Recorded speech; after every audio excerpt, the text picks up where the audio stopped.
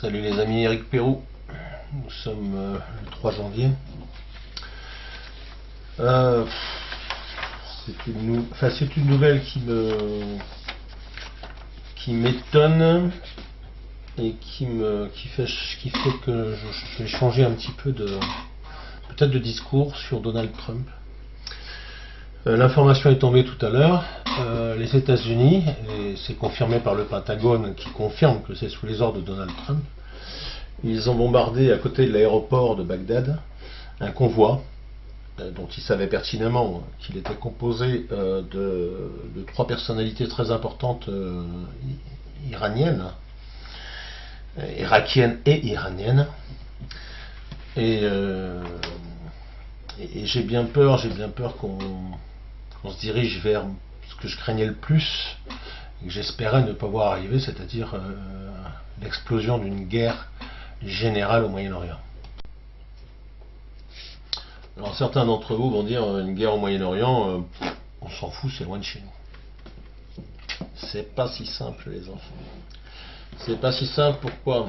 Alors pour ceux qui connaissent évidemment la géopolitique, c'est que tout se recoupe, c'est-à-dire que n'oubliez pas que ce soit sur l'Irak ou sur la Syrie, il y a 2 camps qui ont été marqués, qui est dans un premier temps le camp américain avec ce qu'on appelle la coalition internationale, dont malheureusement la France s'est permis, que la France a rejoint, évidemment, en allant bombarder entre autres en Syrie sans avoir l'autorisation de l'ONU ou quoi que ce soit. Et puis en face, eh bien, c'est la coalition entre la Syrie, l'Iran, la Chine, la Russie, etc. Donc ça veut dire quoi? Ça veut dire que si demain un vrai conflit éclate, un vrai conflit armé, qu'on soit clair, entre l'Iran et les États-Unis, automatiquement notre petit macaron, il va faire le beau, il va dire mais moi je participe avec les Américains, je vais bombarder l'Iran. Qu'on soit clair, ça veut dire des attentats sur le territoire français, hein, faut pas rêver. On a, pour les plus anciens, peut-être que vous en souviendrez, ça a déjà existé avant même l'ayatollah Khomeini. Ça veut dire une escalade. Ça veut dire une escalade parce qu'évidemment tout est fait. Depuis que Donald Trump a pris le pouvoir, depuis qu'il a décidé de retirer les troupes américaines du Moyen-Orient, il en a laissé, je vous en ai déjà parlé, il en avait laissé, mais c'était quoi, 2000 hommes 2000 hommes, il faut savoir que sur 2000 hommes dans l'armée américaine, les 2 tiers c'est uniquement de la logistique. C'est-à-dire que sur 2000 hommes, vous avez 700 combattants. Les autres, c'est des médecins, c'est le fourrier, c'est la bouffe, c'est le transport, c'est... voilà. Alors pourquoi ça? Pourquoi cette situation actuelle? Bon.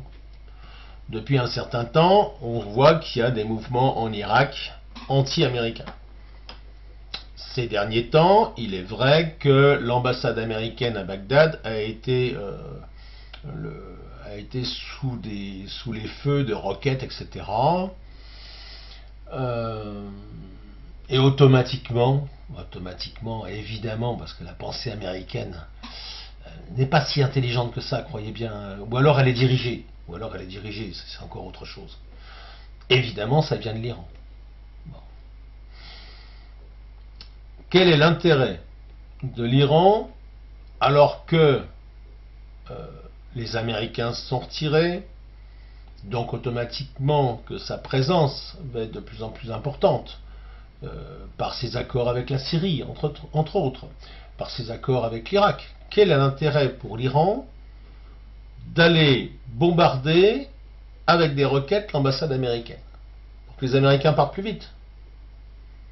Très mauvais calcul. Alors, je vous rappelle que les Iraniens sont des Perses, et que les Perses sont des gens qui ont un très beau cerveau, très bien fait, et que de tout temps, ça a été des très grands stratèges. Donc je vois vraiment pas l'intérêt. Alors vous allez dire que je fais encore une fixation sur Israël. Oui. Et oui. Qui, dans la région, a le plus peur du départ des Américains du Moyen-Orient? c'est toujours pareil. Il faut chercher à qui profite le crime. Et à qui profite le crime, je suis désolé de le dire, encore une fois, c'est Israël. Ce sont les dirigeants israéliens. Parce que si demain, effectivement, il y a zéro présence américaine sur le Moyen-Orient, Israël est en très grand danger, évidemment.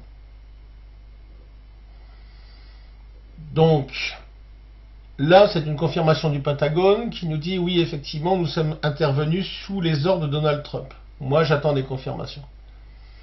Alors, apparemment, Donald Trump n'aurait fait qu'un tweet où il aurait mis le drapeau américain. C'est pas son style. C'est pas son style. Trump, quand il fait un truc, il le dit. Hein, même si c'est une connerie, il le dit. Bon. Pourquoi là, il met juste le drapeau américain? J'espère qu'une chose, c'est que ce ne soit pas des ordres de Trump, mais de l'État profond. Parce que l'État profond, vous savez qui c'est. D'accord? Et derrière, c'est qui? C'est le Bene Berit, c'est Israël, c'est tous ces gens-là. Qui ont tout intérêt à déstabiliser la région. Pour leur propre sécurité. En tout état de cause. Selon la réaction des Iraniens, bon, ils ont décrété 3 jours de deuil national.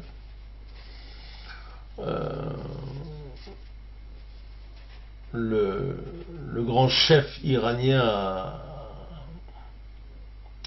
a décidé que de toute façon ces crimes ne resteraient pas impunis. Les Iraniens ne sont pas des bisounours, croyez-le.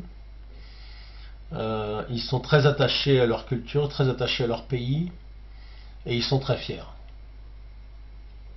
Et jamais, jamais, ils laisseront impunis ce genre de choses. Oui, ça me fait souci. Ça me fait souci. Sauf à dire que Trump soit capable de faire une déclaration en disant non, non, attendez, les ordres ne venaient pas de moi. Parce qu'on sait que de toute façon, que ce soit les chefs de l'OTAN, donc le Pentagone et tous ces gens-là, sont les ennemis jurés de Trump. Et les alliés inconditionnels du sionisme israélien. Du sionisme, je dis bien israélien. Si Trump confirme lui-même que les ordres viennent de lui, j'ai la plus grande peur pour la paix dans le monde. Parce que là, ça va être une explosion totale. Jamais, jamais, jamais, ni la Chine, ni la Russie, ni qui que ce soit de cette coalition-là n'acceptera que les Américains attaquent impunément l'Iran. Les positions étaient en train de se poser sereinement en plus. À savoir, c'était une partition du monde. La Russie prenait le leadership au Moyen-Orient. C'est pour ça que je dis depuis très longtemps que même l'Arabie Saoudite était en grand danger avec Mohammed Ben Salman. Que Israël était et est encore en très grand danger de toute façon. Ils font le poids parce qu'ils ont 200 ogives nucléaires. Mais déjà aujourd'hui, les Russes ont largement de quoi avoir des contre-mesures contre ces ogives. Bon, c'est sûr que les Israéliens, s'ils en balancent 200 d'un coup, ça va être difficile de toutes les contrôler.